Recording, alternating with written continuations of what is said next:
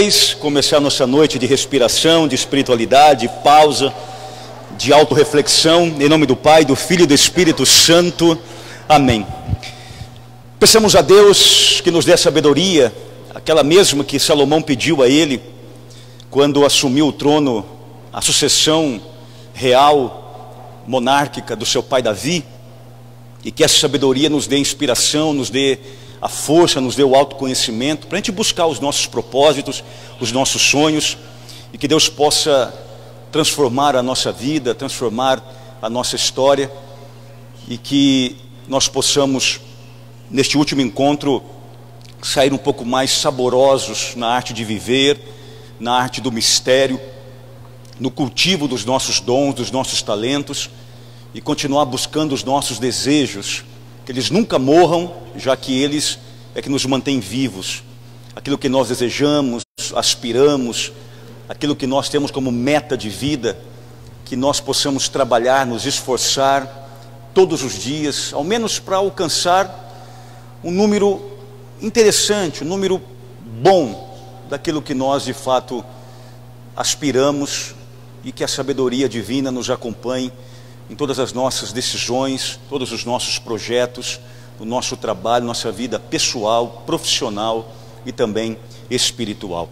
Pai nosso que estais nos céus, santificado seja o vosso nome, venha a nós o vosso reino, seja feita a vossa vontade, assim na terra como no céu. O pão nosso de cada dia nos dai hoje, perdoai as nossas ofensas, assim como nós perdoamos a quem nos tem ofendido, e não nos deixeis cair em tentação, mas livrai-nos do mal. Em nome do Pai, do Filho e do Espírito Santo. Amém. Pode sentar. Aí na folhinha de vocês, nós temos lá os 7 segredos do sucesso do rei Salomão. Então, o tema de hoje, 7 segredos do sucesso do rei Salomão. É claro que Salomão tinha muito mais do que isso, mas a gente tentou fazer algo que é muito próximo à nossa vida, no nosso dia a dia, em alguns aspectos bastante fortes da nossa vida. Salomão, enquanto caminhou na retidão, isto é, na justiça, sem se desviar do caminho de Deus, dos conselhos do seu pai Davi, ele foi um homem de grande sucesso. Mas vocês sabem que, assim como cada um de nós, Salomão também teve alguns deslizes, alguns erros, cometeu algumas injustiças, caiu em alguns pecados, se perdeu em meio às vaidades do sucesso, da riqueza e da prosperidade. Assim como qualquer um de nós podemos cair também.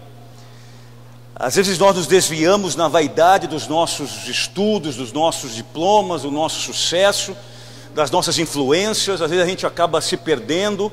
E Salomão também em um certo momento se perdeu. Isso talvez seria um tema para um futuro, mas isso a gente vai deixar para depois. Quem lê o livro de Eclesiastes na Bíblia, por exemplo, esse livro é de Salomão, segundo a tradição bíblica. Esse é um livro quase de uma autobiografia, quando esse cara se perdeu na vida. Ele começa dizendo: vaidade das vaidades, tudo é vaidade. Essa frase é de Salomão, quando Salomão se perdeu na vida. Então ele escreve esse livro, que hoje é um livro bíblico para nós, inspirador, justamente para falar que a vaidade acaba derrubando o homem. E isso aconteceu no auge do sucesso de Salomão. Mas isso a gente poderia deixar para um futuro. Eu queria pensar os aspectos positivos. Existe uma máxima que diz que o sucesso deixa pistas, e é verdade. Essa é uma expressão muito rica, muito cara, muito antiga, uma máxima que vai nos ensinar que todas as pessoas que em algum momento fizeram sucesso ou que fazem sucesso, elas sempre deixam muitos rastros, que nós podemos olhar para esses rastros e nos inspirar. A psicologia nos ensina que todos nós precisamos de modelagens. Modelagem é uma expressão psicológica ou psíquica, científica, que significa que nós precisamos de modelos, de pessoas que nos inspirem, pessoas inspiradoras. Todos nós precisamos. Mas também a psicologia fala que, além da modelagem, nós podemos pensar na automodelagem, quando nós nos tornamos também alguém inspirador, não só para outro alguém, mas para nós mesmos. Quando a gente se olha no espelho, por exemplo, não numa questão egoísta ou egocêntrica ou ensimesmada, mas somos capazes, por exemplo, de falar, poxa vida, em meio a tantas dificuldades, tantas lutas, tantos sofrimentos, tantas renúncias, eu também sou uma pessoa que posso dizer, sem nenhuma vaidade, no sentido de ser orgulhoso ou arrogante, mas eu sou inspirador para mim mesmo. Tem um escritor que diz uma coisa interessante, ele dizia: seja você aquele que de vez em quando você abra um bom vinho, um vinho daqueles bons mesmo, e que você coloque na taça e brinde com você mesmo. Ou seja, que você possa, num final de semana, falar: eu mereço tomar esse vinho pelo que eu já enfrentei, pelo que eu estou enfrentando, pelo meu sucesso, pelos meus tropeços, por não ter desistido no momento que eu tinha tudo para desistir, por ser uma pessoa resiliente. Até porque o vinho é o símbolo da alegria, até na Bíblia. Até Jesus, que era Jesus, se reunia com os amigos, por exemplo, em Caná, para tomar um bom vinho, faz parte. Vinho significa alegria. Tanto é interessante que na simbologia bíblica o vinho tem a ver com o dom do Espírito Santo, por exemplo, não é? É o sabor.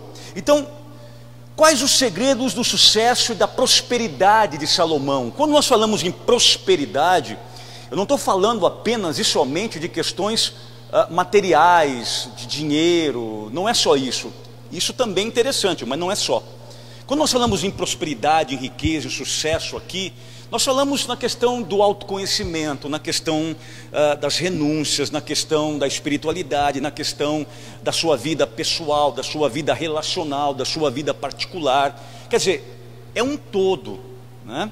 O dinheiro, ele vai ser a ponta, ele é a consequência de todo o investimento que eu fiz, dos meus estudos, que eu fiz nas minhas habilidades, na capacidade de melhorar os meus dons, os meus talentos. O dinheiro é a ponta final desse trabalho todo. Tudo aquilo que é feito aqui antes, com toda aquela questão de árduo trabalho, de árduo sacrifício, ele vai levar a tudo isso no final, claro. Mas o bônus também precisa do ônus. Essas duas coisas caminham sempre justapostas, sempre juntas. Nessa folhinha de vocês, nós vamos pensar o primeiro segredo, então, de sucesso do rei Salomão. Serve para a vida, serve para você depois passar para os teus filhos, passar para os teus amigos, se você quiser, ler na sua casa, enfim, fique à vontade. Depois você vai levar embora essa folha que está aí, que foi preparado aí com muito carinho. Depois você vai levar para a tua casa e você faça com ele o que você bem entender, tá bem? Primeiro segredo, a base está em Provérbios, também Provérbios foi Salomão que escreveu, então sempre que você lê, eu falei ontem e repito hoje, Livro da Sabedoria, Eclesiastes, Provérbios, você sempre vai lembrar que Salomão está por trás desses livros. Provérbios, por exemplo, é quase um livro de autobiografia. Ele vai escrever sentenças sobre a vida, sobre coisas que acontecem diariamente. Ele fala de amizade, ele fala de marido e mulher, ele fala de homem e mulher, ele fala de trabalho, ele fala de riqueza, ele fala sobre a língua, ele fala sobre vaidade, ele fala sobre preguiça. O livro dos Provérbios é um livro para a gente ter sentenças para bem relacionar-se com o outro, conosco e com Deus, nessa tríade inseparável. Vamos juntos, Provérbios 3, 13 e 14, juntos. Feliz do homem que encontrou a sabedoria, esse é o ponto máximo aí de hoje. Juntos, daquele que adquiriu a inteligência, porque mais vale este lucro que o da prata, e o fruto que se obtém é melhor que o fino ouro. Ou seja, sabedoria é mais lucrativa que a prata e que o próprio ouro, é o que Salomão está dizendo aqui. Ou seja, nós devemos, sejam quais forem os nossos desejos, os nossos sonhos, nós devemos ter a sabedoria como caminho para que estes sonhos, para que esses projetos possam se realizar. Sem sabedoria, a gente vai virar um grande sonhador, mas nunca vai colocar na prática concretamente aquilo que nós sonhamos. E às vezes também a gente sonha e não consegue depois trazer o sonho para a realidade e encaixá-lo dentro daquilo que nós vivemos e onde nós estamos contextualizados. Por isso precisamos tanto da sabedoria. Então a sabedoria traz o meu projeto, traz a minha ideia, traz o meu sonho, aquilo que está no mundo das ideias ou no papel, num projeto em si, para a realidade. Eu vou então adequando ideais com realidade, sonhos com concretudes, isso a partir da sabedoria. Quando nós falamos na sabedoria salomônica de Salomão, nós pensamos, primeira coisa, a sabedoria eu devo pedir para Deus. Nós vimos isso ontem, lembra?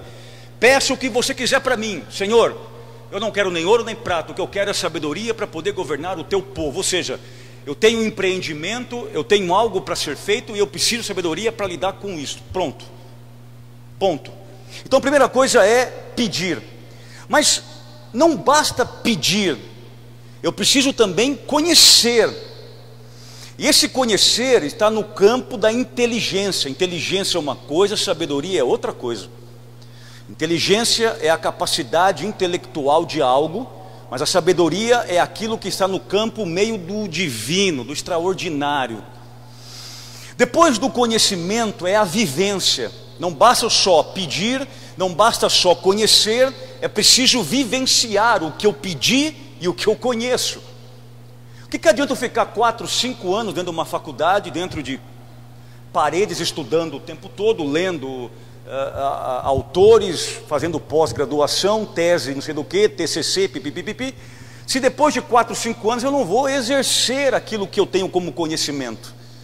O gostoso é quando você pode ampliar o conhecimento, aprofundar o conhecimento, e você pode expandir o conhecimento. Todo aquele que tem o dom de ensinar sabe disso. Isso vem desde os filósofos lá na antiga Grécia, desde os socráticos ou pré-socráticos. Todo aquele que ensina, ele vai expandir o conhecimento justamente na arte de ensinar. Quanto mais você ensina, mais você aprende. Tanto Platão, filósofo grego, quanto Jesus Cristo, e aí nessa linha eles são praticamente semelhantes, seja um lá num campo e outro em outro, Jesus e Platão praticamente nos ensina que o mestre é aquele que ensina o seu discípulo e que não inveja o discípulo quando ele ultrapassou o mestre. Quando você vê aquele que você ensinou, aquele que você aprimorou na arte do conhecimento, da sabedoria, e ele então, instigado por ti como discípulo, procurou, melhorou, aprofundou, cresceu, teve outras oportunidades que o mestre não teve, e ele então cresceu mais, é essa hora que o mestre deve dizer: missão cumprida. Meu aluno, meu discípulo, hoje é até um mestre melhor do que eu, porque na verdade eu consegui expandir o meu conhecimento, levando o outro a essa arte inspiradora. Então essa sabedoria que Salomão pede, ela é para conhecer, é para viver e consequentemente para colher frutos. E Salomão colheu esses frutos. Então nós olhamos para a sabedoria, interessante porque sabedoria do latim é sapere, e sapere significa gosto, sabor, tem muito a ver com equilíbrio, aquilo que é saboroso. Pessoa sábia é uma pessoa saborosa, na origem latina dessa palavra. Mas a gente equilibrar um pouco mais ainda, sabedoria que significa um olhar com discernimento.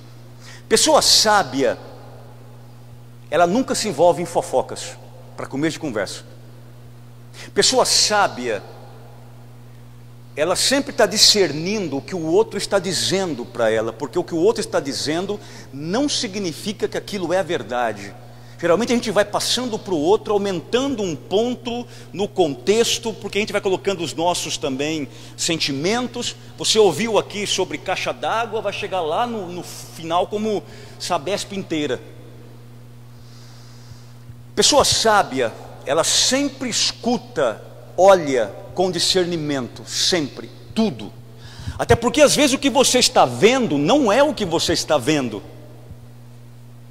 Às vezes o ponto de vista e o ângulo que você está olhando, aquele símbolo, aquele ícone em si, você está indo um ângulo aqui, o outro tem um ângulo lá, do mesmo objeto em si. Isso aqui é filosófico, inclusive.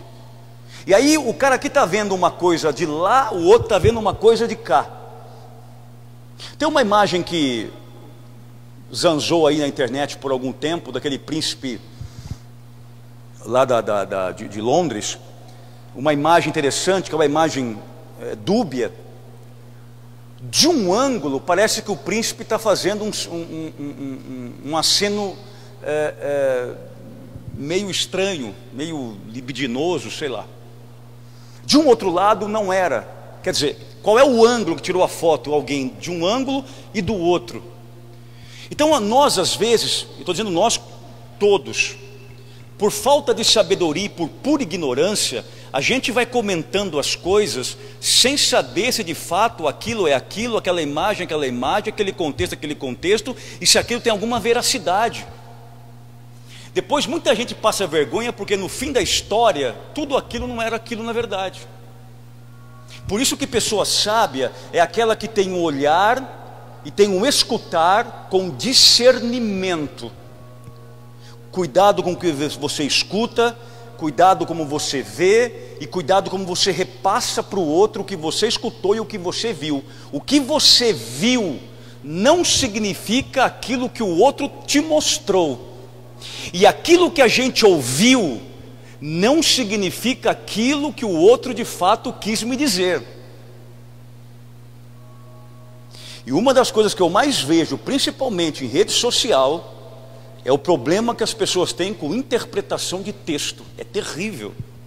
Minha Nossa Senhora. Eu não sei como que esse povo se forma em faculdade ultimamente, não. Porque a interpretação de texto de algumas pessoas é terrível. Terrível. E interpretar um texto, interpretar um sinal é tudo nessa vida.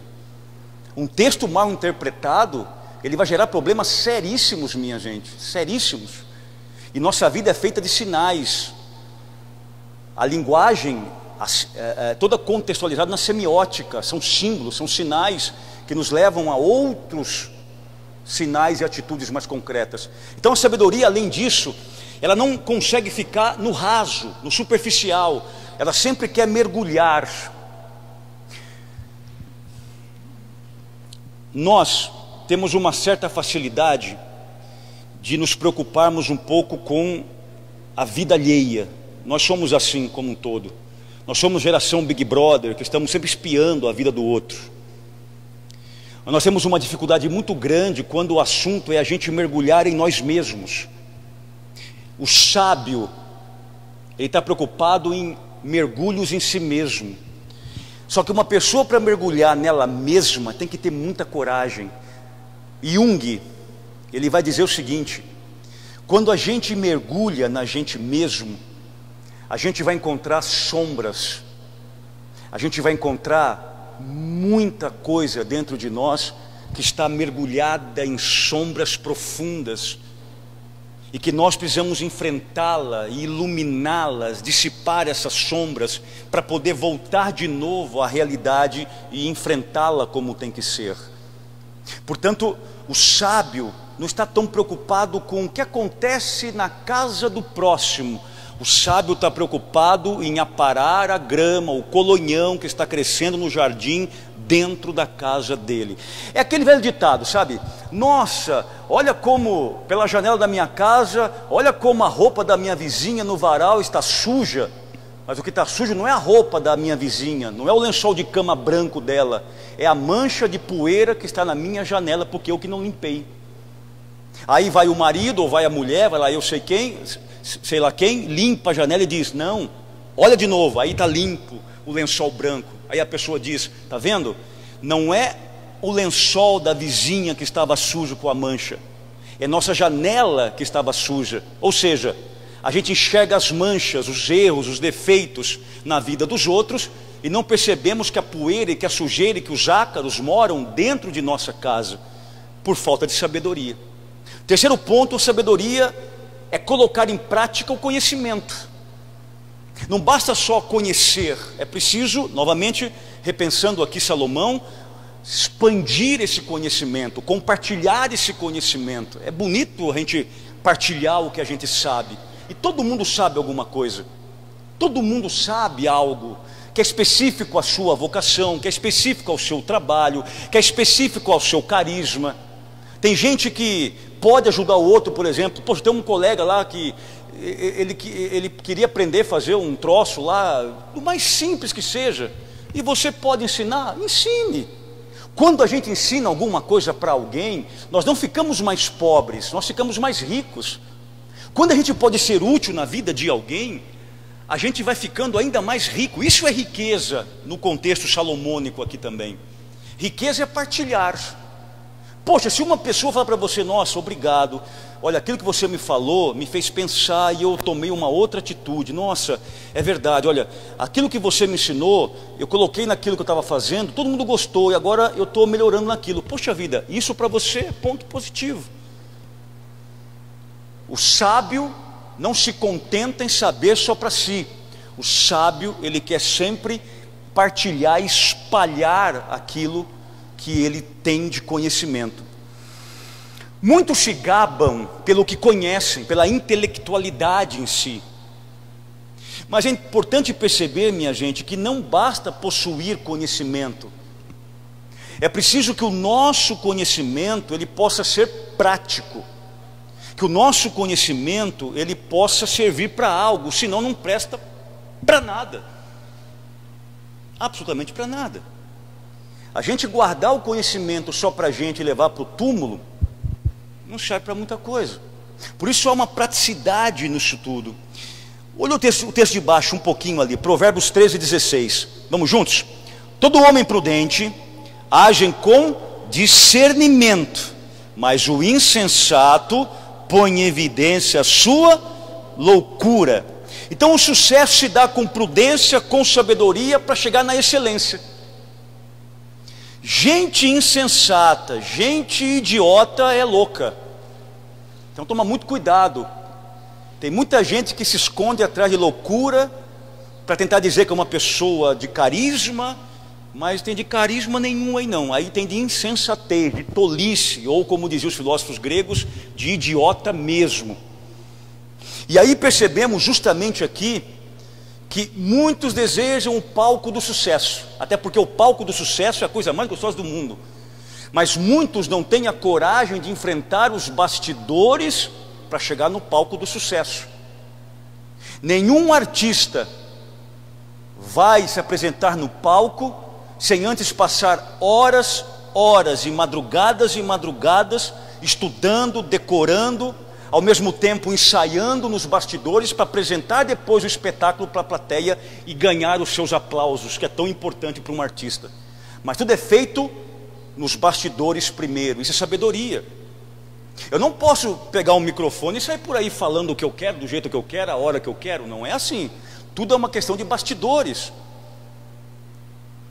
De sentar, de estudar, de conhecer. Alguns precisam, por causa do seu trabalho, estudar muito, ler muito. Faça isso é bastidor. Para você depois lá no seu trabalho, onde você exerce isso em público, o cara fala, nossa, quanta sabedoria o fulano tem. No palco é fácil falar isso. Mas o quanto esse cara ficou horas sentado, dias, finais de semana, enquanto no final de semana todo mundo lá em Epitácio zoando, tomando cachaça, está na praia viajando, tem um cara estudando igual um louco. Só está bem no palco hoje, ganhando aplausos e holofotes nele, porque ele ficou nas renúncias dos bastidores. Como é que um atleta olímpico chega no primeiro, no segundo ou no terceiro lugar no pódio? Porque nos bastidores, 4 anos antes, esse cara treina quase todo dia a exaustão. O cara vai praticamente a zero para poder se preparar 4 anos. Às vezes por milésimo de segundo ele perde uma corrida olímpica. E aí tem mais 4 anos de novo. Um bom atleta, um atleta bem preparado, um atleta olímpico, esses caras de ponta, treina muito. Vocês já viram o esforço que faz um corredor de Fórmula 1? A gente viu esse menino que ganhou essa última corrida aí, 97 vitórias, já é o maior vencedor da história da Fórmula 1. Já superou Senna, já superou Schumacher e tal. Vocês já viram a vida do cara nos bastidores? Corrida, academia, alimentação. É uma vida totalmente puxada para aguentar o impulso da máquina. O volante do negócio treme. Veja, O cara hoje superou Michael Schumacher, 97 vitórias. A gente está vendo o palco do cara, mas e os bastidores? E aí nós entendemos justamente que a pessoa sábia é aquela que ela tem noção disso. Se hoje eu mereço ter o que eu tenho, é porque eu sei o quanto eu fui sábio na hora certa. Que vontade que eu estava de ir naquele lugar, naquele dia.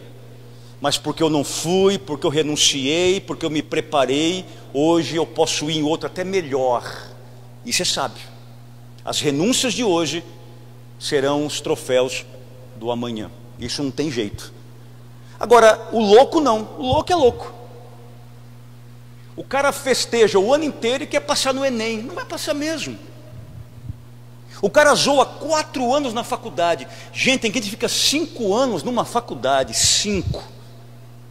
Não leu um livro. Um livro.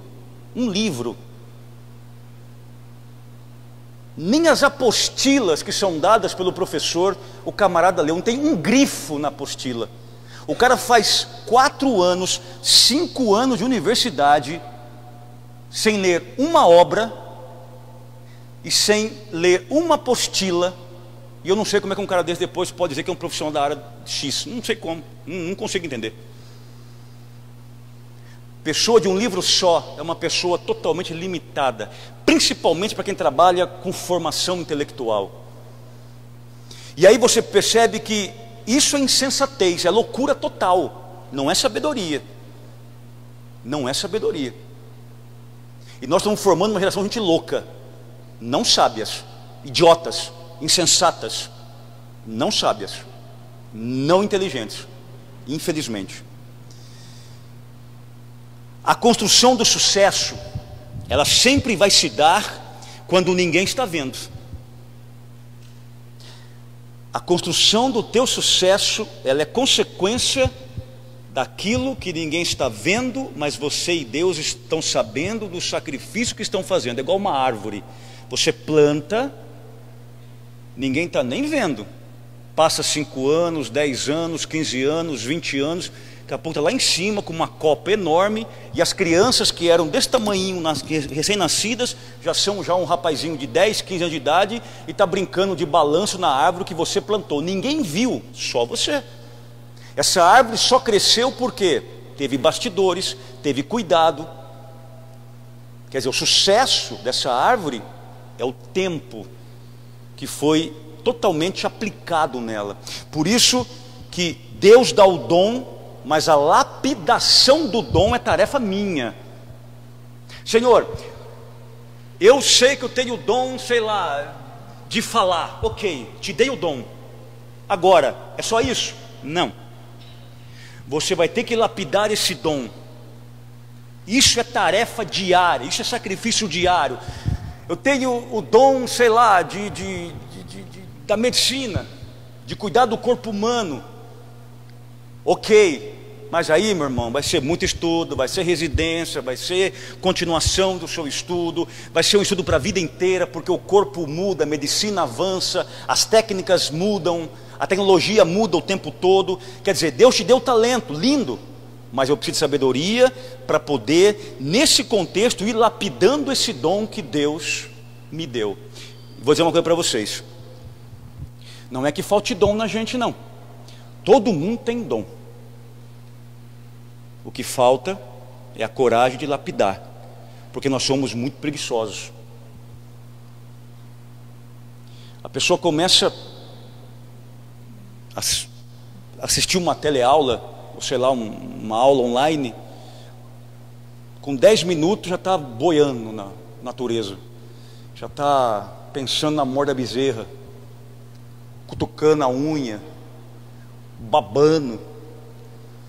A gente tem muita dificuldade em concentração, dificuldade em escutar. Eu li um livro há um tempo atrás, há umas 3 semanas, que chama Mestre dos Mestres. É um livro para quem trabalha com palestra motivacional. Eu gosto muito desse campo de empreendedorismo, sempre gostei disso. Eu gosto de ler muitas coisas de empreendedor, embora eu não seja empreendedor, seja padre, mas eu gosto de ler essas leituras. E esse livro traz os 9 grandes mestres do empreendedorismo do mundo. Hunter cita uma coisa, logo no primeiro capítulo do livro, o seguinte: o bom empreendedor é aquele que sabe escutar. Ali coloca: aquele que escuta é aquele que tem a capacidade de atenção e, consequentemente, discernimento. Eu estava lendo esse cara, mas estava pensando já em Jesus Cristo, porque minha cabeça é uma cabeça que ela faz um leque. Como eu estou lendo uma coisa, nada a ver com a minha área, e eu já tenho o conhecimento da área do lado de lá, então minha cabeça já foi direto para a Escritura. E eu fiquei lembrando quando lá na transfiguração, no Monte Tabor, Deus Pai falou para os discípulos: este é meu filho amado, escutai-o. Veja, se eu não escuto, se eu não desenvolvo a habilidade da escuta, não me torno sábio, não me torno habilidoso e não desenvolvo as minhas capacidades e as minhas habilidades.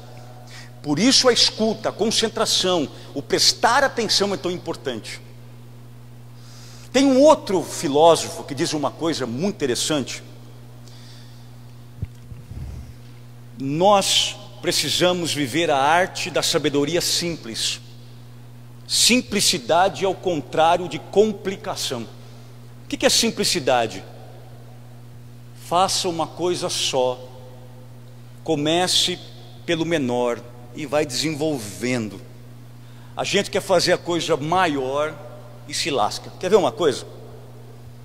Para quem gosta de correr, mas nunca correu, aí o médico mandou correr. O camarada acabou de sair do médico, o médico falou: olha, corre lá, sei lá, 1 quilômetro por dia. O cara quer correr 10, ele não vai chegar nem a 3, e já vai desistir, vai dizer: correr é uma coisa chata. E correr não é chato, meu irmão. Correr é uma coisa muito boa. Porém, você precisa do seu ritmo.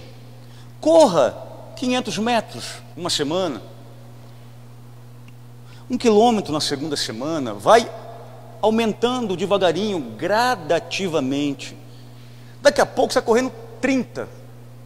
Mas não dá para começar com 30 se eu nunca corri nada. É porque falta sabedoria, é loucura. Isso é insensatez total. É aos poucos que as coisas vão desenvolvendo. Ah, não gosto de ler, mas nunca leu. Começa com um livrinho lá, um romancezinho qualquer. Pegue lá um José de Alencar, pegue um livrinho, sei lá, Pato Feio, Patinho Feio dos antigos. Um livrinho de 10, 15, 20 páginas. Leia o primeiro. Daqui a pouco você lê um de 50 páginas. Daqui a pouco você começa a se encantar com o troço. Daqui a pouco vem um de 100. Daqui a pouco está lendo 3 ao mesmo tempo. Que é maravilhoso tudo isso. Mas não dá para começar com 10 de uma vez, porque eu vou enjoar. É igual a pessoa que: nossa, que capa de livro lindo. Eu compro pela capa, mas nunca li. Eu tenho coleção de capa de livros, mas não tenho contexto e conteúdo, porque eu não leio, eu gosto de capas. Aí é meio esquisito. Então, a sabedoria nos leva justamente a esse dom de lapidação, de inteligência, trabalhando aos pouquinhos, desenvolvendo os meus talentos, de passo em passo, pé em pé, paulatinamente, até que eu vou desenvolvendo e progredindo. Isso é sabedoria. É o que Salomão nos ensina aqui hoje. Segundo, 1 Reis 3:7. Segundo segredo, diga-se comigo. Segundo segredo de Salomão: autoconhecimento. Vamos ler juntos 1 Reis, capítulo 3, versículo 7. Leiam aí enquanto para tomar água um cadinho. Sois vós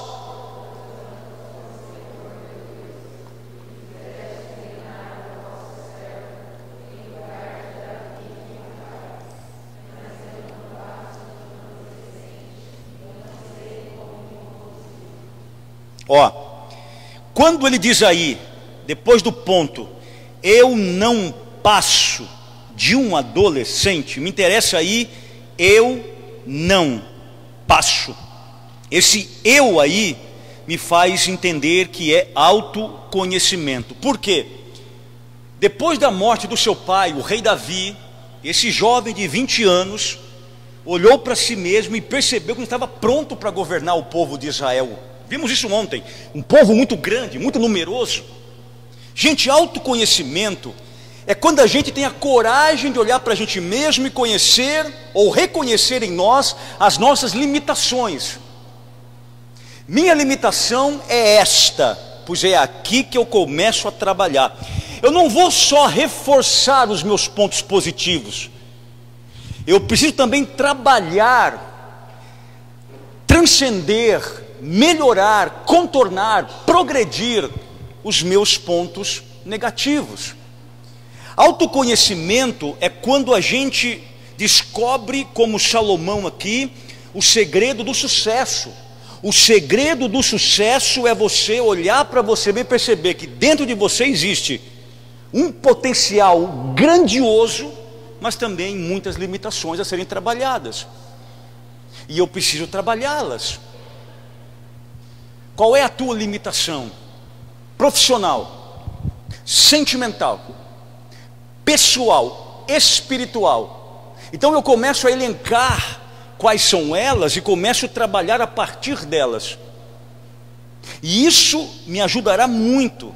O sábio é aquele que reconhece os seus limites, e o tolo é aquele que ignora. Quem é tolo? Aquele que ignora que ele tem potenciais e limites. Sábio é aquele que reconhece os seus limites, mas também seus potenciais, trabalhando de forma bastante dura com os seus limites para transpô-lo, para melhorá-lo.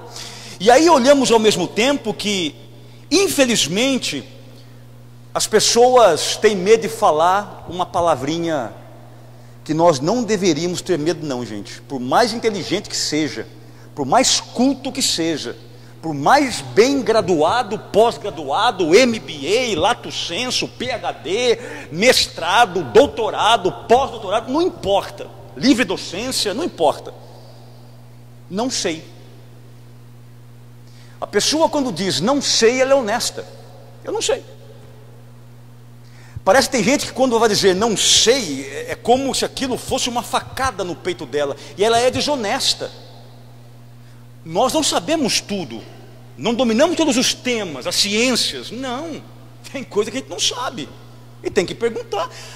Talvez o que você perguntou é uma tolice para quem está ouvindo, mas não é para você, porque você não sabe.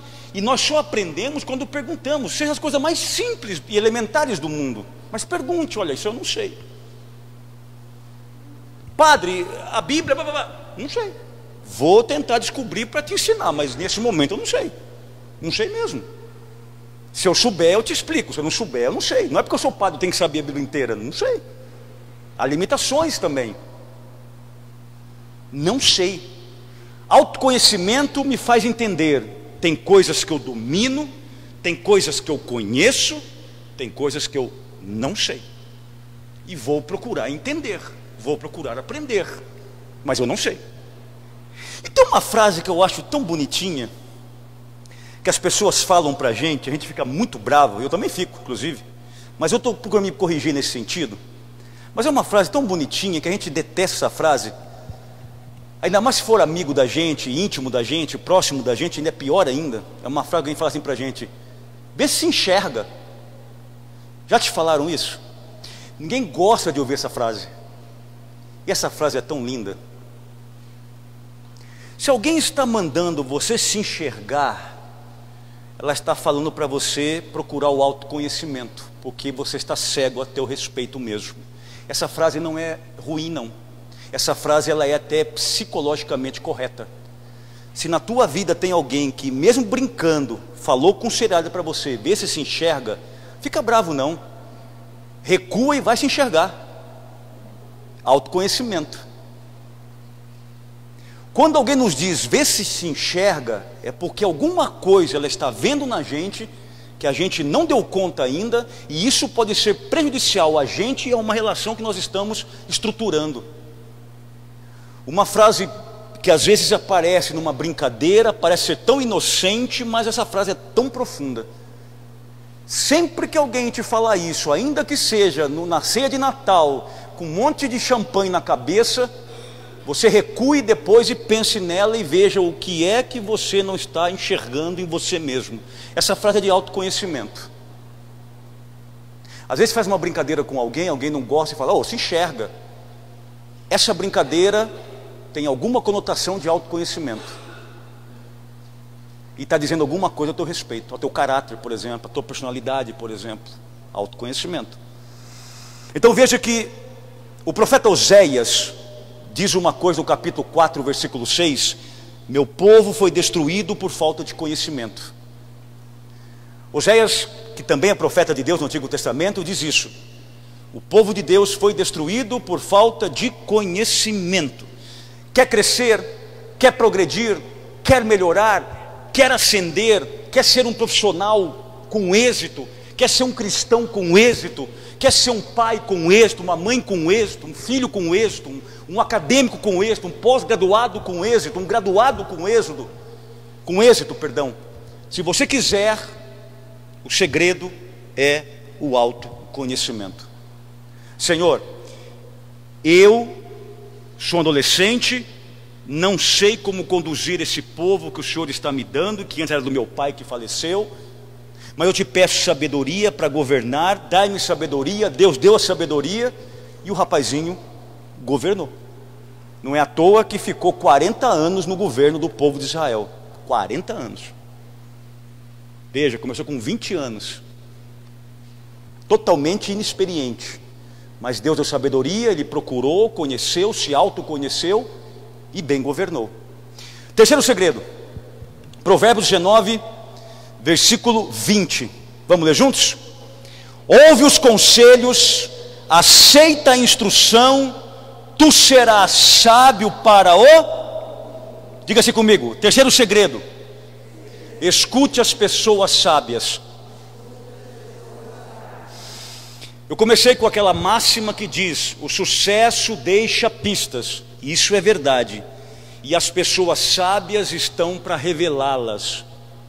Por isso, minha gente, são as pessoas que estão, ou ao mesmo tempo já estiveram, onde você almeja estar, ou está, que podem te dar algumas pistas também, te dar algum conhecimento, te dar alguma inspiração, te dar algum embasamento, algum supedâneo, para você também seguir os seus objetivos e chegar às suas metas tão almejadas e desejadas.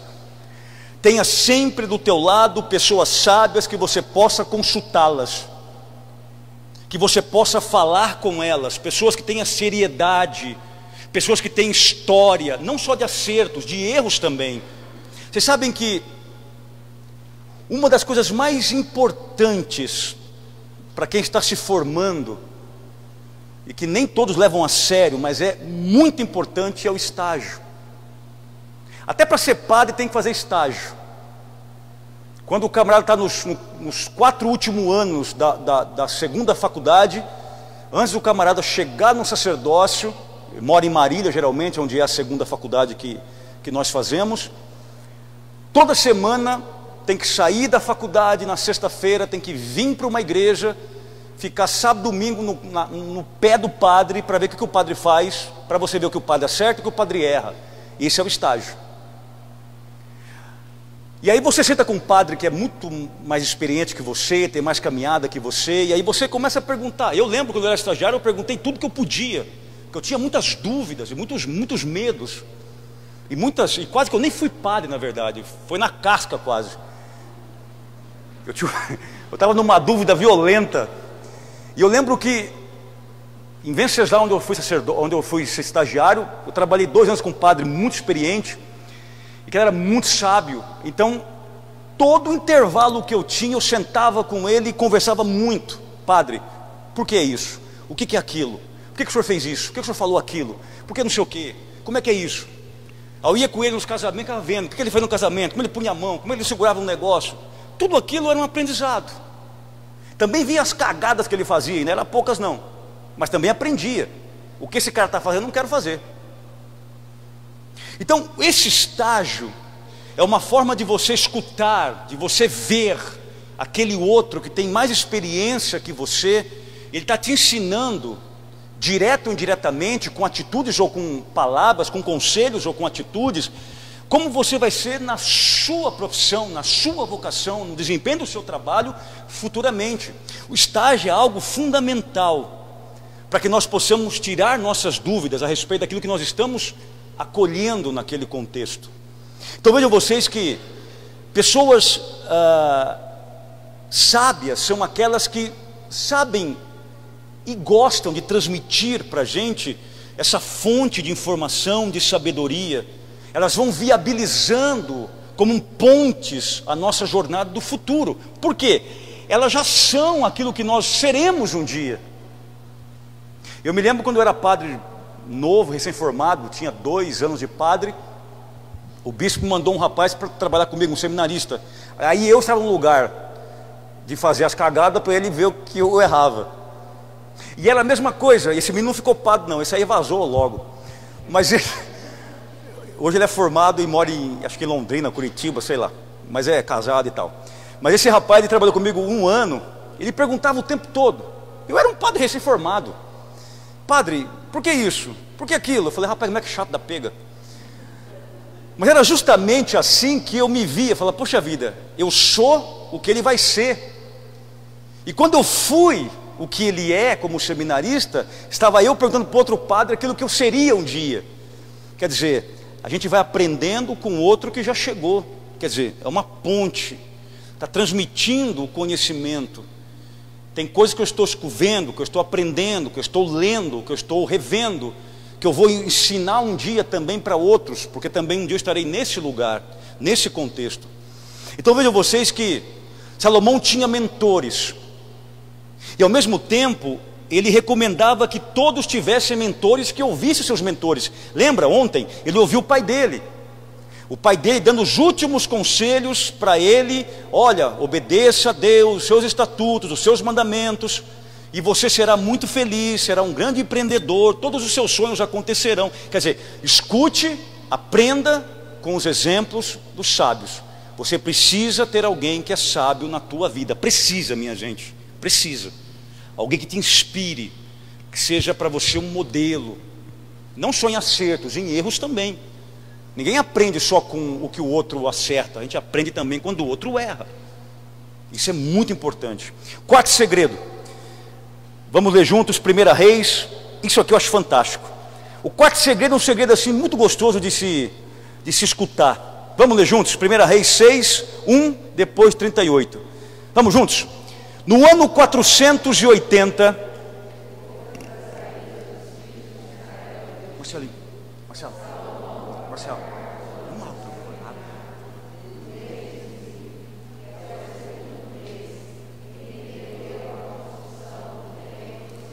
38, e o ano 1º,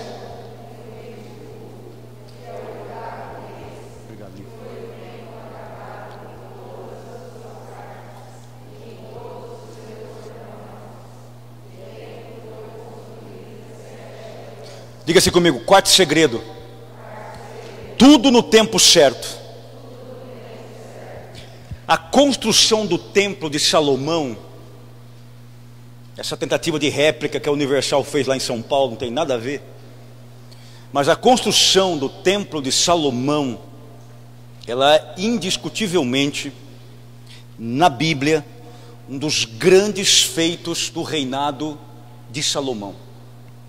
Agora vejam vocês, que ele demorou 7 anos para transformar o projeto que o pai dele tinha deixado, para ele colocar esse projeto de fato em pé, construído com a arquitetura mais bela que você possa imaginar. Essa obra, lá no finalzinho está dizendo lá, no versículo 38, o templo foi construído em 7 anos. Vejam, existem sonhos, projetos, construções, não só físicas, mas de sonhos, de ideias, de projetos, de utopias, que elas demandam tempo. Tinha coisas que você tinha sonho de construir aos 20 anos de idade. Você não construiu aos 20, nem aos 25. Você talvez começou a construir aos 35 anos. Ou aos 40, ou aos 45, ou aos 50, não importa. Tudo no tempo certo. Por mais que a gente ache que não tem, Gente, esse negócio de tempo, de velhice, de envelhecimento, a gente acha que depois de certa idade a gente vai morrer. Calma. O ano retrasado, um senhor de 68 anos, da roça, se formou em direito, que era o sonho dele, quando ele trabalhava na roça, era uma criança, mas nunca teve oportunidade. Então ele cresceu no meio do trabalho pesado. Ele só conseguiu estudar depois que formou todos os filhos, tinham netos inclusive. Aos 60 anos, a partir daí, ele começou a pôr o projeto do sonho dele em realidade. E aos 65, 68 por aí, se formou. Pronto. E pensa um homem feliz, mais feliz que o moleque que se formou talvez aos 22 anos de idade. Então, entender que às vezes alguns sonhos que não aconteceu ou não aconteceram naquele momento que nós queríamos, é porque não era para ser naquele momento ainda, era para ser futuramente. Então agarre agora o momento e a oportunidade que Deus está te dando e vá embora. Não interessa se vai se formar aos 50, aos 32, aos 35, se vai se formar, já tem filho na faculdade também, dane-se. E daí? Esse é o seu momento, é o seu tempo. Sabe, isso é muito lindo.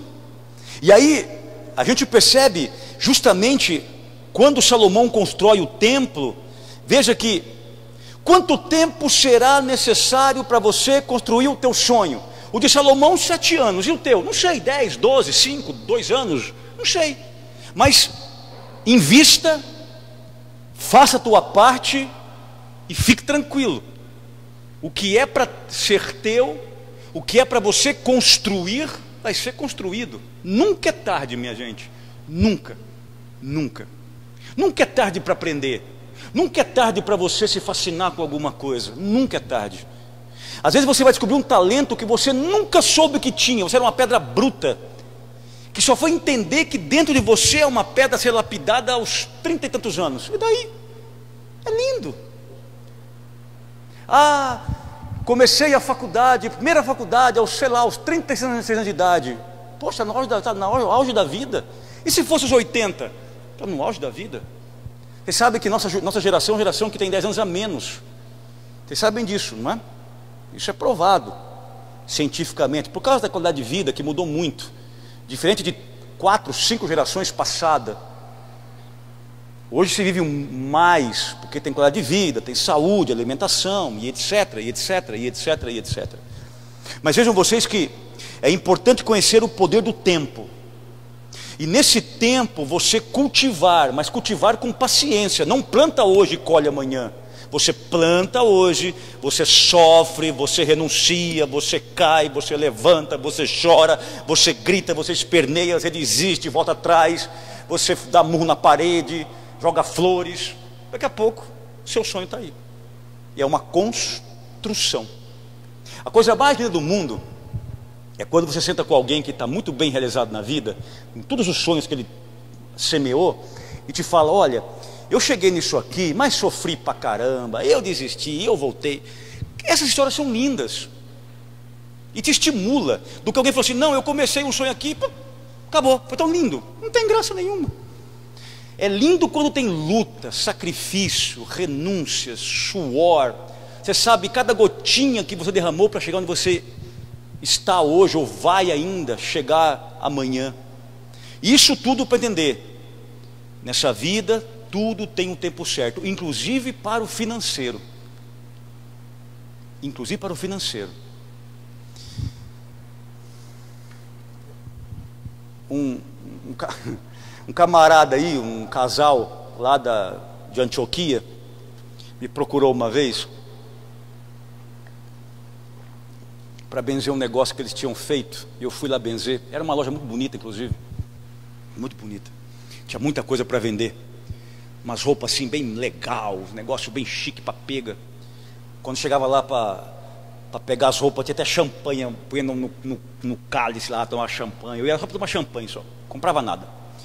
Tinha um monte de coisa lá assim, um negócio muito chique, assim, trens. Estava começando a fluir o negócio do casal. Estava começando a ficar legal. estava começando a entrar aquele primeiro movimento de caixa, de dinheiro, estava começando a suprir o que tinham gasto na reforma, no aluguel, na compra do estoque, para fazer aquele caixa de rodízio, etc e tal. Mas aí começou o olhão crescer mais que a barriga, sabe? Começou assim a desfrutar, começou o negócio a ficar bom. O dinheiro que começou a entrar, que eram os primeiros movimentos, os primeiros lucros, pronto. Já regalou o jóio, já trocou o carro seminovo e arrancou um Corolla zero. 36 prestações. Não contendo com isso, arrancou os filhos de uma boa escola pública e já socou na escola particular. Comia de vez em quando uma porção de frango com vinho crevelim nas quebradas aí das vilas aí. Já começou a querer comer no Aruá. Já começou a querer ir lá para aquele, tem aqui aquela rua lá em cima, assim, que é Chicão ali. Ali você compra, você sai sem o bolso. Eu que não vou. Já começou, pronto.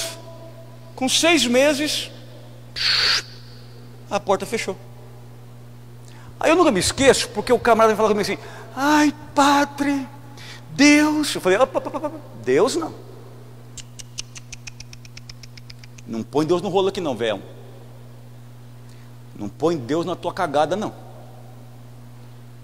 Não quis rotar caviar? Não quis carro do ano? Não quis um carro moderno? Pois é, sacrificasse por uns 3, 4 anos. Estava um carro seminovo tão bonitinho aí. Estava bom? Estava dando para rolar na cidade? Estava bom demais. Tem busão aí também. Sacrifício de 3, 4 anos para você estar bem. Poxa, suas filhas inteligentíssimas, estava super bem na escola pública. A escola pública não é ruim não. O que faltou aqui? Aqui faltou paciência, aqui faltou escutar, aqui faltou respeitar o tempo, aqui faltou sacrifício, faltou renúncia, porque o tempo é implacável.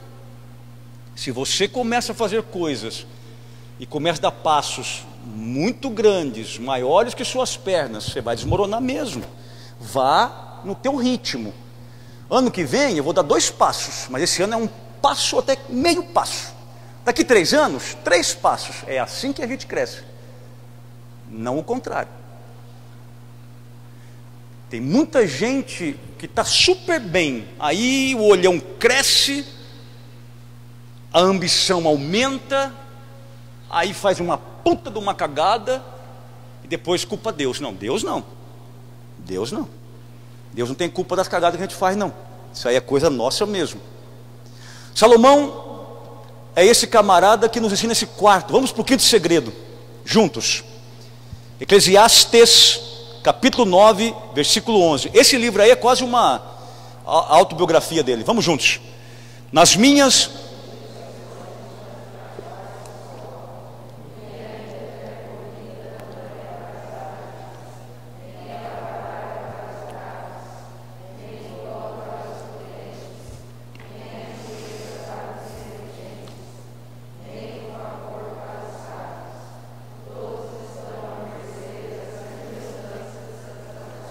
Isso aqui é uma investigação que Salomão faz.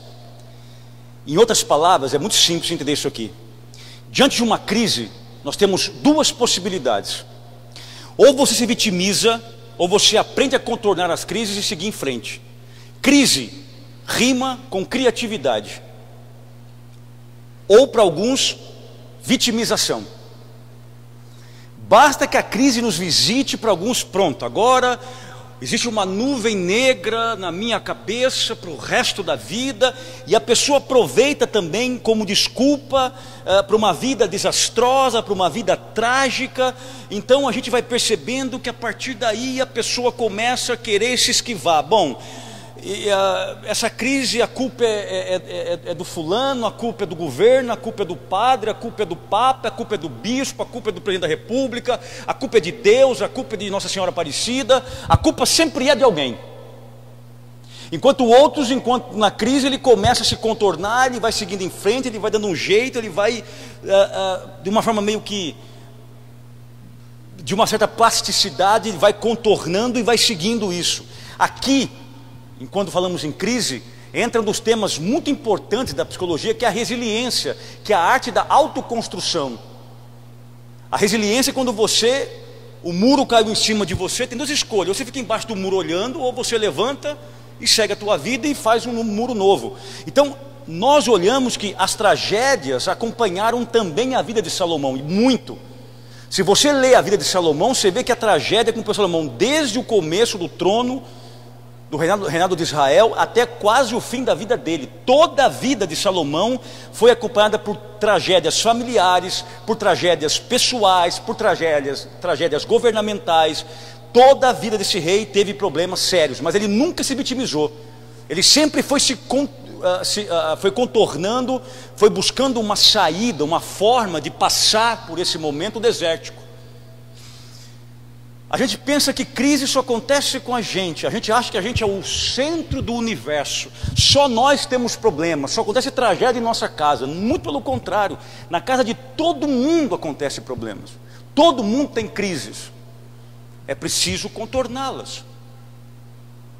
Por isso que enquanto alguns choram, outros vendem o lenço e faturam alto nesse lenço. Qual foi os primeiros negócios que mais cresceu com a pandemia? Esse troço na cara da gente aí. O que venderam e inventaram de máscara não foi escrito. Máscara com poesia, máscara com frase, máscara com rosto, máscara... Gente, tinha máscara de São Bento, de Santa Terezinha, de São Judas, de Nossa Senhora, até santo que eu nunca vi na vida tinha. Está errado? Está nada. Certíssimo. A pandemia está aí, o negócio é sério. Se alguém tem essa criatividade, está em crise, está desempregado, foi mandado embora, tem que fazer alguma coisa. E tem gente que deu super bem nesse negócio de máscara aí. Tem gente que deu super bem. E aí você percebe, não vai ficar vitimizando, foi mandado embora, vai morrer. Contorne também. Existe uma certa forma de resiliência. Este é um quinto segredo de Salomão. Sexto segredo,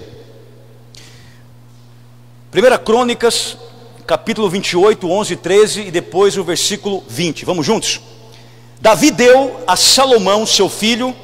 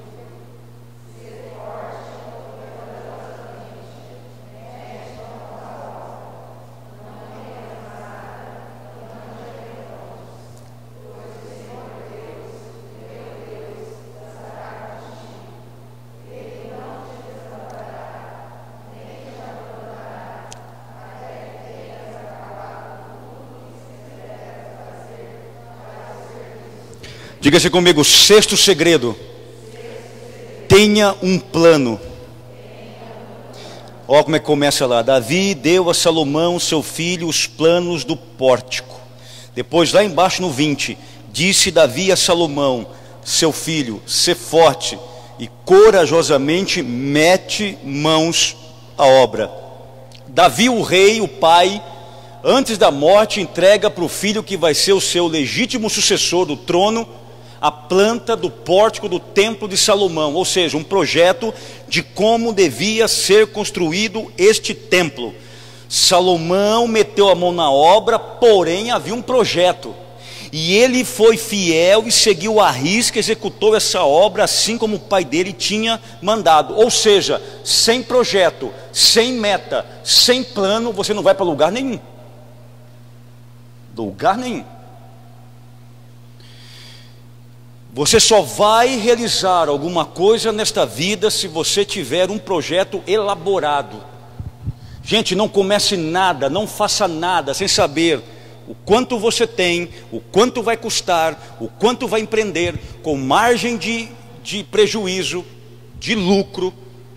Tenha um projeto de vida. Quando Jesus foi batizado nas águas do Rio Jordão e foi para Nazaré, cheio do Espírito Santo, Lucas capítulo 4, versículo 16, entrou no templo, desenrolou o livro, pegou lá a passagem do livro do profeta Isaías, capítulo 61, versículo 1 e 2, estava escrito: o Espírito do Senhor está sobre mim, porque Ele me ungiu para libertar os cativos, anunciar a boa nova aos pobres, render o ano de graça. Fechou o livro, entregou para o mestre de cerimônia e disse: esse aqui que está na profecia sou eu. A partir daquele momento, do capítulo 4 de São Lucas, ele vai então iniciar a sua missão. Mas antes, no templo em Nazaré, na sinagoga de Nazaré, ele vai primeiro apresentar o projeto que ele tinha dado pelo Pai. Veja, Jesus, que é Deus, passou pela terra para nos salvar a humanidade, mas não sem um projeto, não sem um plano, nem sem uma meta. Qual é a minha meta? Libertar, devolver a vista, anunciar o ano da graça, libertar os cativos, os oprimidos, os depressivos, e cumpriu isso tintim por tintim. Lá na cruz, no Monte Calvário, a última frase dele foi: consumatum est, do latim, tudo está consumado. Consumado significa missão que foi dada, missão foi cumprida com êxito, com 5 estrelas. Mas por quê? Porque eu tive uma meta, eu tive um projeto de vida. Salomão construiu o templo, mas seguiu exatamente a planta que o pai dele passou antes da morte. Tanto Salomão, quanto Jesus, quanto qualquer pessoa, nos ensina que nessa vida, sem um projeto, sem um plano, sem um objetivo, sem uma meta, a gente não caminha muito tempo. Porque nós temos muita facilidade para desviar, até do que nós já profetizamos, até o que nós já falamos que íamos fazer. Por isso que muita gente passa vergonha. A pessoa começa a falar muita coisa, começa a dizer muita coisa, começa a ter muitos projetos, começa a inventar muita história. Ah, porque vou fazer tal coisa, porque vou fazer isso, porque vou fazer aquilo, porque vou dar isso, porque vou dar aquilo, porque... E não vai fazer nada. Primeiro porque não tem nenhum projeto nenhum. Está falando isso da boca para fora. Ela está falando até o que ela mesmo não acredita, o que ela mesma sabe que não vai fazer. Melhor você não falar nada e ter um projeto para você e só falar no final, do que você cantar a pera do bingo agora e não for sorteado na cartela do bingo. Então a gente precisa tomar muito cuidado com isso. Para você construir uma casa, tem que ter um projeto. Quanto eu posso, quanto vai custar, quanto certamente eu vou obter aqui de prejuízo, uma certa margem de erro do que eu vou investir, do que não vou investir. Tem uma empresa X, vou abrir uma filial, eu posso abrir isso agora, tem que ser agora. É igual esse caso que eu contei para você. Abrir uma loja, preciso trocar de carro agora, é necessário fazer isso? Tenho que arrancar meu filho da escola e pôr a escola particular nesse momento? Tenho que começar a frequentar restaurantes caros? Não posso esperar daqui 2, 3 anos? Não posso ficar comendo churrasco em casa mesmo, por enquanto? Porque qual é o meu projeto? Porque para pôr foto no Instagram, mostrando que agora eu sou rico, que eu sou um grande empreendedor, que eu estou lá no auge, que eu estou viajando para o México, para Cancún, não sei para onde, minha gente, isso é uma bobagem. Melhor você ir aqui para Martinópolis, aqui para o Balneário da Amizade ali do lado, ficar numa pocinha ali, mas pelo menos você sabe que ali você pode ir, você pode ir lá comer um pouco de mortandela e uma tubaína funada tranquilo, está no seu orçamento, está tudo bonito, do que você querer comer aquilo que você não pode ainda. Não significa que não poderá um dia, significa que agora eu tenho um projeto para este ano, e este ano, o meu projeto, gente, Muitas pessoas que fazem projetos, por exemplo, para viajar no final do ano. No final do ano eu vou passar o Réveillon lá no Rio de Janeiro. Eu conheço vários, eu tenho vários amigos que são assim. Gente que luta o dia inteiro, o ano inteiro, a semana inteira. Trabalha pesado. Você tem que ver que belezinha, como é que é feito os projetos. Sabe, essas festas não vou poder ir, vou ter que cortar a partir desse mês, vou ter que tirar um pouco daqui, para juntar aqui, para guardar ali, para comprar passagem, para não sei o quê, para arrumar o carro, papapá. Mas em dezembro, ela vai passar o Réveillon dela lá onde ela planejou. Só que ela sabe, ela tem um orçamento, vou gastar, sei lá, 3 contos. Então esses 3 contos vou tirar da onde? Eu não vou poder ir nas festas do domingo, todo sábado, no quarto de milha, não vou poder ir lá no rodeio, não vou poder ir depois na festa na onde, vou poder ir lá, não vai ter jeito. Eu vou gastar 5 pau só em festa. Se eu vou gastar 3 mil para ir na praia, é o meu investimento, mas é um projeto. Não adianta eu querer falar para as pessoas, vou fazer isso, vou fazer aquilo, vou fazer isso, mas não vai fazer nada. E aí fica feio. Porque aí falou tanto, tanta história, tanta mentira, tanta conversa, não é você fazendo e fazendo e fazendo, quietinho, bonitinho. Quando alguém fala, nossa, eu falo, é um projeto meu assim, é mais bonitinho, é mais viável, eu penso, para não passar vergonha. E passa vergonha mesmo. Não adianta. É devagar que as coisas acontecem, sem planejamento, sem cálculo, sem sentar, com sabedoria, com inteligência, com matemática, com lógica, não vai para frente. 7º segredo e último. Vamos juntos, 2 Crônicas, capítulo 1, versículo 10. Juntos. Dignai-vos, portanto.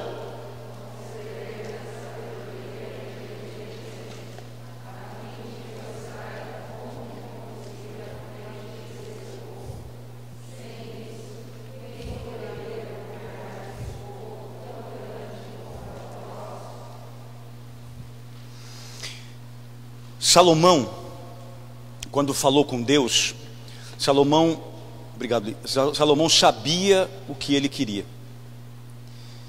Por mais óbvio que pareça, muita gente não conquistou nada na vida ainda, e tem alguns que não vão conquistar mesmo, porque vai para o velório, vai para o caixão, vai para o cemitério, sem saber o que realmente desejou nesta terra tão rápida que é a passagem por aqui. Não há comprometimento firme com o objetivo, pula de galho em galho, começa uma coisa, nunca termina, já fez de tudo e nunca fez absolutamente nada, já se inscreveu em tudo que é curso e nunca terminou.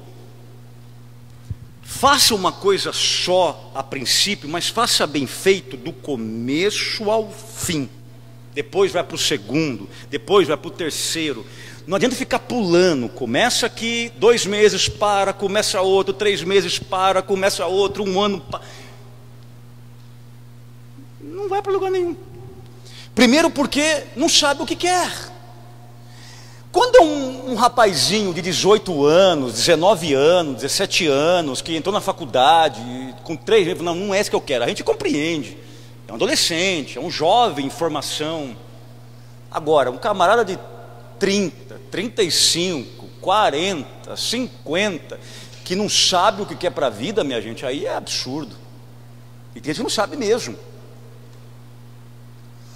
Salomão, quando pediu a Deus sabedoria, ele sabia o que ele queria. Eu quero governar o teu povo, eu quero governar esse empreendimento que meu pai me passou, e que na verdade o Senhor nos deu.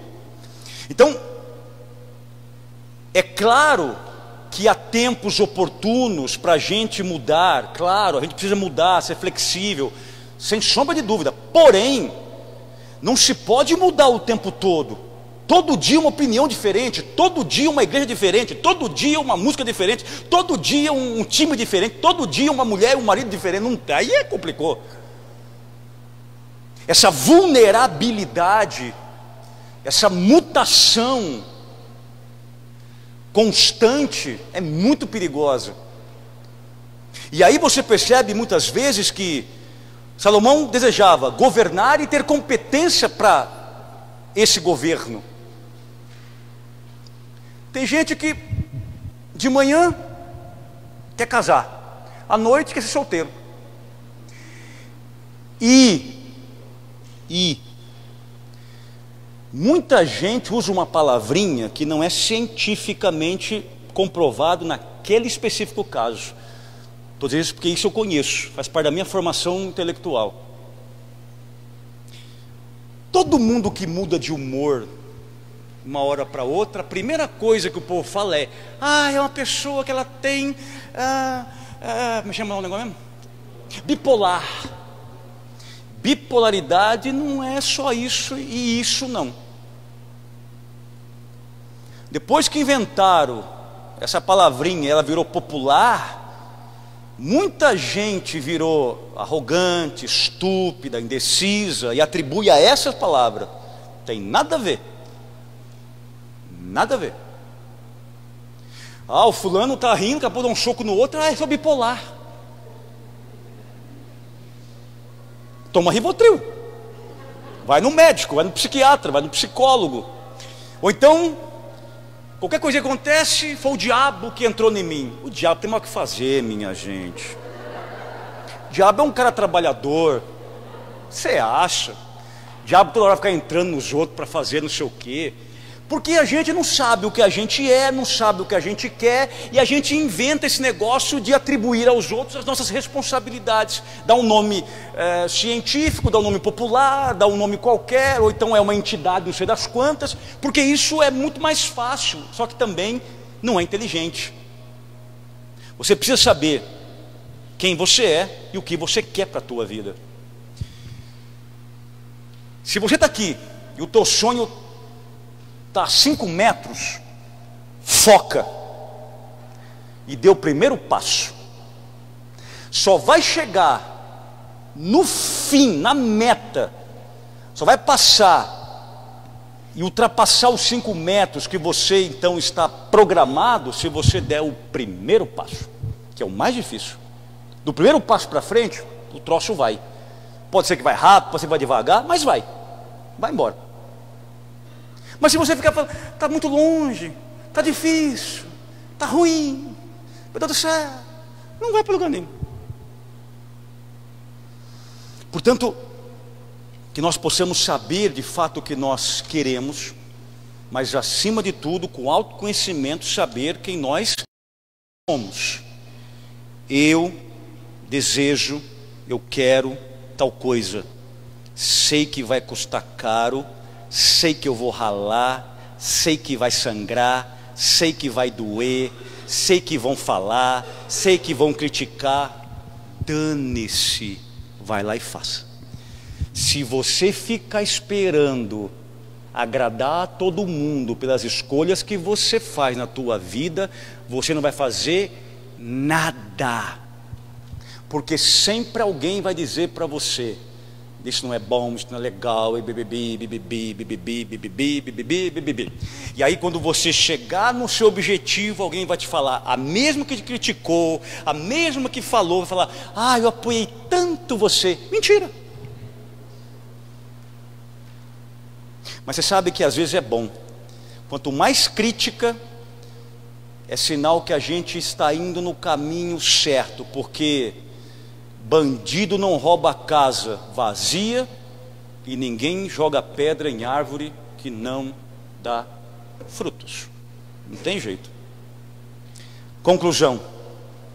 Eu queria terminar hoje, ontem eu falei de Rubem Alves, mas hoje eu queria terminar com uma frase icônica do grande escritor e romancista brasileiro Guimarães Rosa.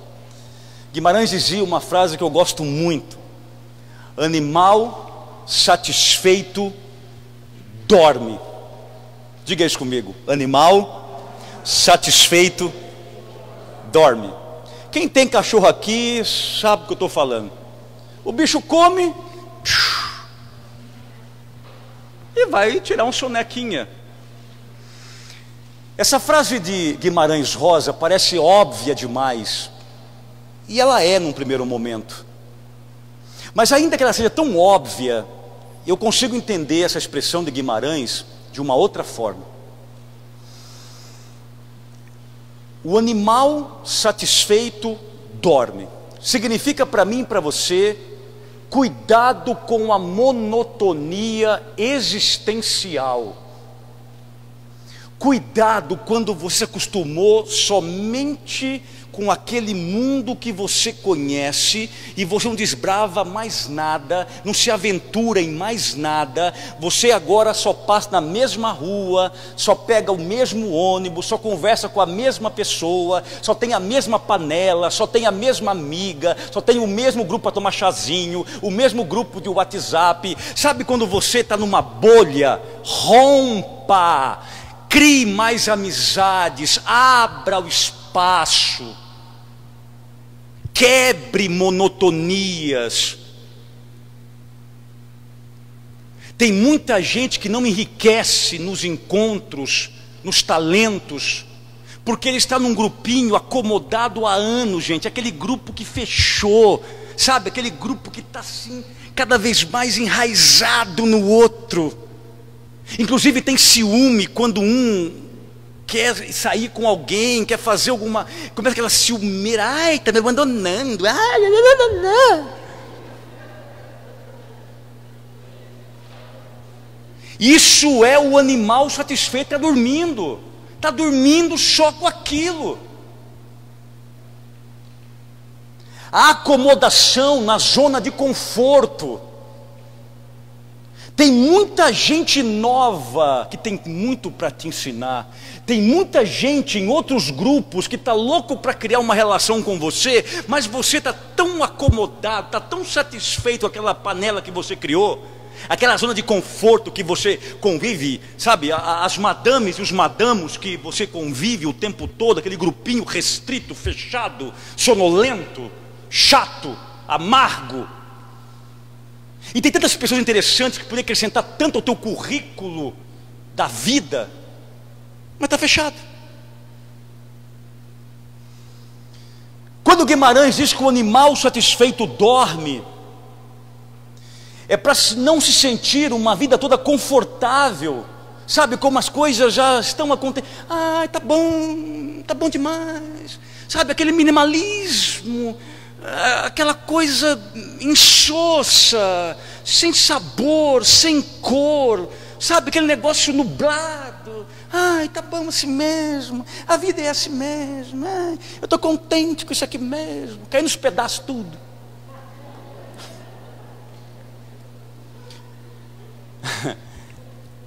A filosofia, e aí então eu vou um pouco além do Guimarães, a filosofia, ela nos ensina que quando se fala em satisfação, significa que algo foi concluído, encerrado, terminado, acabou.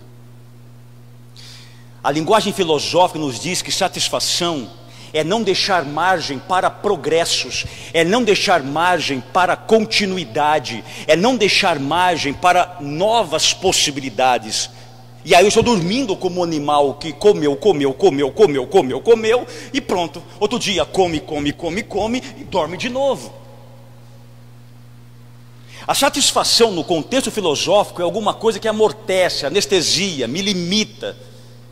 Por isso, não se contente com a bolha, com a monotonia existencial, com a monotonia relacional. Não se contente apenas com esse grupinho que você se fechou, sabe, esse grupinho que você acha que é o mundo que existe, é o único mundo que existe. Não, quebra isso, expanda isso.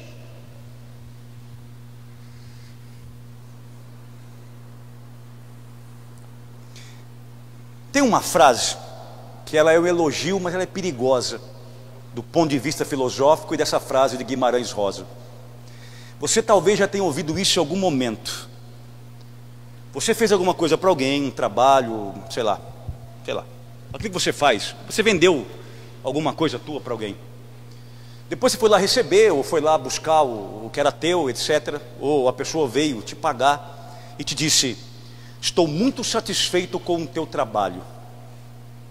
Quando alguém fala isso, isso soa como elogio, mas isso é um perigo também.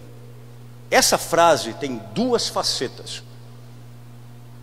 Estou satisfeito com o teu trabalho. Estou satisfeito com o teu ministério de padre. Eu já fico meio alerta. Que seminário lindo, padre. Estou satisfeito. Falei, ih, ferrou. E sabe por quê? Quando alguém fala para você assim, estou satisfeito com isso que você fez, estou satisfeito com esse trabalho, ela está dizendo para você que desse jeito está bom e basta. E você se acomoda, ficou legal assim, então vou sempre fazer assim, aí vou fazer assim para o outro, para o outro, para o outro, para o outro, só que você podia fazer um pouquinho melhor para o outro, ainda melhor para o outro, porque você encontrou insatisfação. O que faz a gente crescer não é a satisfação, o que faz a gente crescer é a insatisfação. Eu não estou satisfeito ainda, por isso eu vou melhorar. Porque animal satisfeito dorme. Guimarães Rosa de novo. Padre, estou satisfeito com esse seminário. Eu chego em casa, eu falo, Deus, eu preciso estudar mais, ler mais, muito mais. Eu não quero essa frase para mim, de jeito nenhum. Eu não aceito, de jeito nenhum. Porque senão eu vou cair no comodismo. Eu vou acostumar com essa frase e vou achar que isso está bom, isso não está bom ainda. Precisa ir além. É aqui que muito profissional, que muitos relacionamentos se acomodaram. O marido podia ir um pouco mais, aquela mulher podia ir um pouco mais, aquele casamento, um casamento que os dois dormiram, mas dormiram há muito tempo, e olha que nem comeram arroz e feijão ainda, já dormiram. Caiu na rotina, dois urso panda, um come eucalipto aqui, dorme,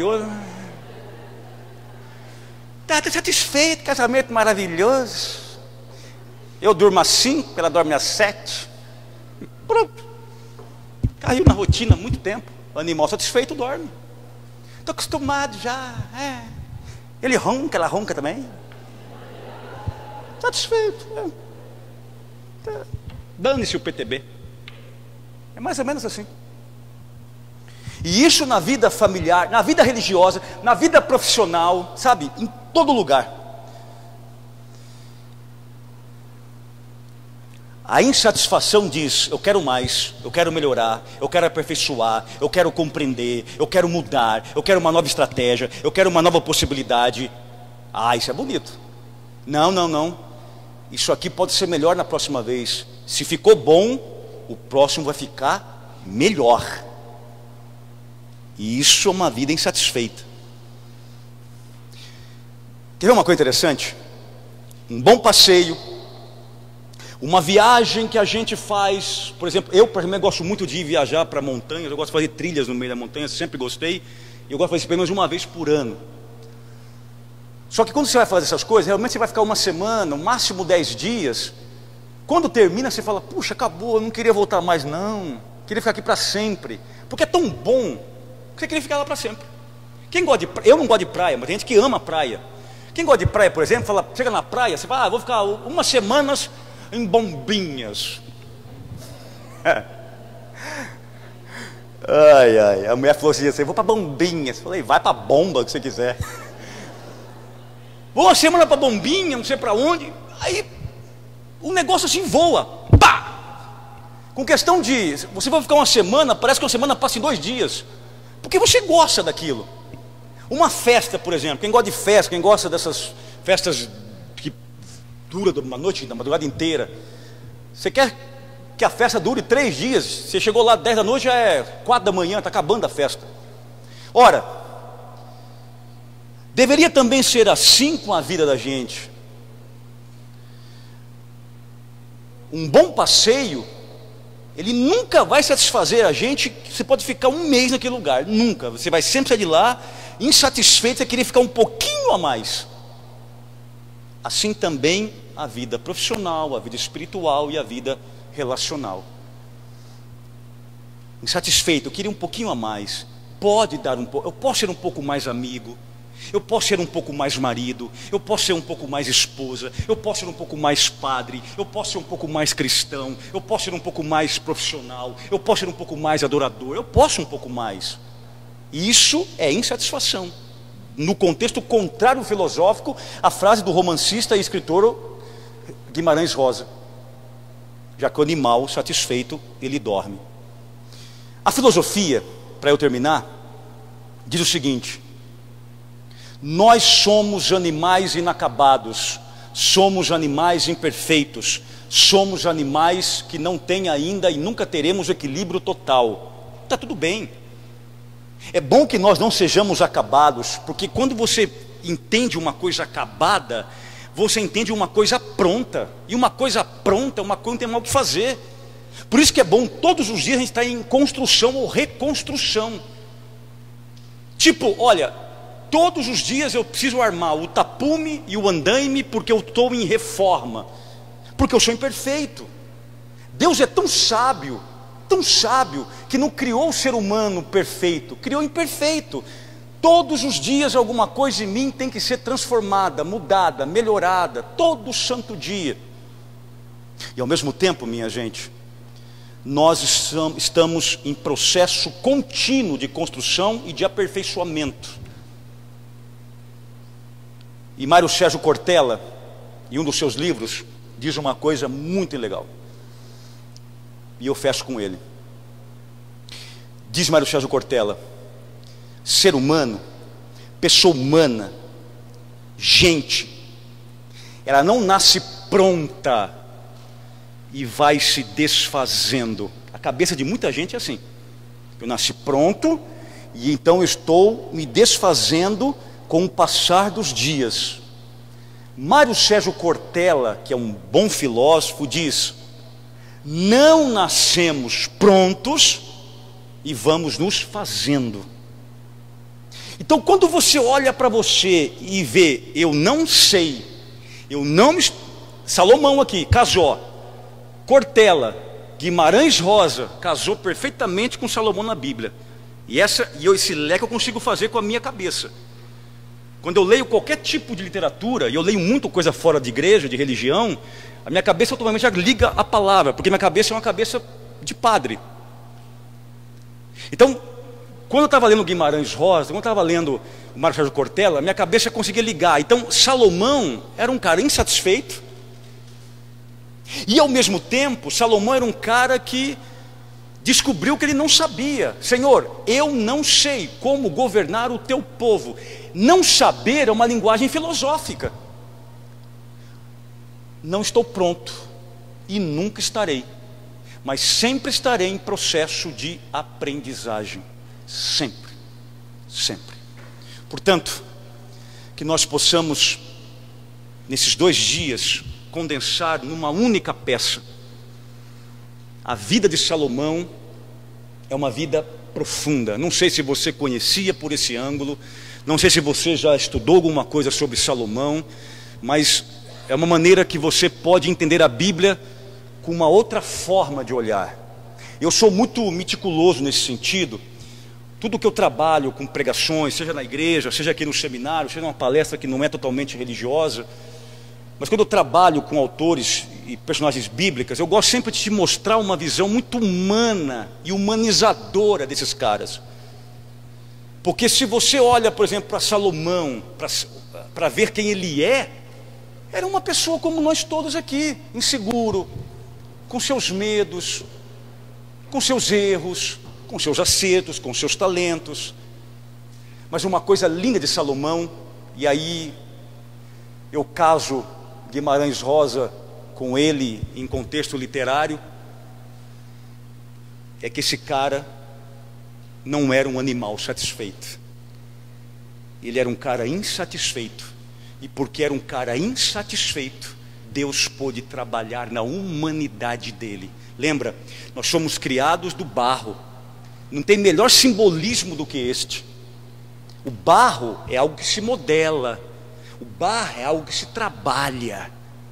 Poderia falar assim: Deus criou o homem do mármore. Meu Deus, essa é uma pedra dura. Deus criou o homem do ferro.